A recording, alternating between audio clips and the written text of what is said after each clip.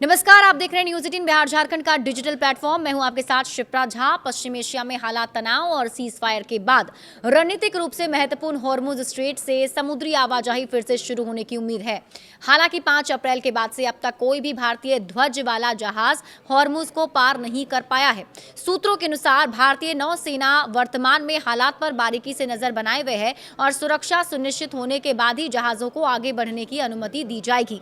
वर्तमान में 16 भारतीय झंडे वाले जहाज हॉर्मुज के पश्चिमी हिस्से में फंसे हुए हैं। इनमें एलएनजी, एलपीजी, कच्चे तेल के वाहक, कंटेनर पोत और ड्रेजर तथा रासायनिक पदार्थ ले जाने वाले जहाज शामिल हैं। एलपीजी पोत जग विक्रम अभी भी शारजाह में खड़ा है और निर्देशों का इंतजार कर रहा है। सूत्रों के मुताबिक पहले चरण में 5-6 जहाजों के जल्द ही नेवी की क्लियरेंस मिलने के बाद हॉर्मुज पार करने की संभावना है।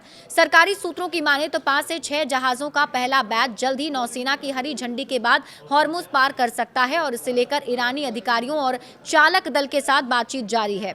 जंग के दौरान कुल 25 भारतीय जहाज इस क्षेत्र में मौजूद थे, जिनमें से 9 अब तक सुरक्षित रूप से हॉर्मुज स्ट्रेट को पार कर चुके हैं। भारतीय नौसेना की तैनाती में फिलहाल कोई बदलाव नहीं किया गया है और एस्कॉर्ट अभियान लगातार जारी है। नौसेना सुरक्षित रास्तों से जहाजों का मार्गदर्शन कर रही है और उन्हें ओमान की खाड़ी तक सुरक्षा घेरा प्रदान कर रही है।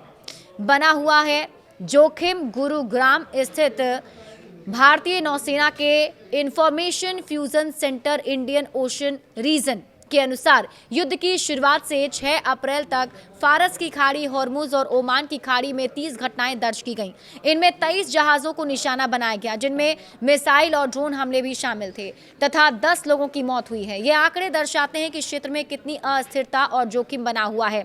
विशेषज्ञों का मानना है कि भारतीय नौसेना की सतर्कता और आपसी तालमेल के प्रयास भारतीय जहाजों, कंटेनरों की सुरक्षा सुनिश्चित करने में महत्वपूर्ण भूमिका निभा रहे हैं। आने वाले दिनों में हॉर्मुज से आवाजाही धीरे धीरे सामान्य होने की उम्मीद है और इस बीच ईरान की ओर से मिले ताजा संकेत हॉर्मुज पर कड़े नियंत्रण की संभावना की ओर इशारा करते हैं, जिससे समुद्री सुरक्षा को लेकर चिंताएं बनी हुई हैं। वैश्विक ऊर्जा आपूर्ति के लिए ये जलमार्ग अत्यंत ही महत्वपूर्ण माना जा रहा है, क्योंकि दुनिया के तेल व्यापार का एक बड़ा हिस्सा इसी मार्ग से होकर गुजरता है। आने वाले दिनों में स्थिति सामान्य होने की उम्मीद है, जिससे समुद्री व्यापार को गति मिल सकेगी। बड़े अपडेट्स के लिए आप जुड़े रहिए न्यूज 18 बिहार झारखंड के साथ।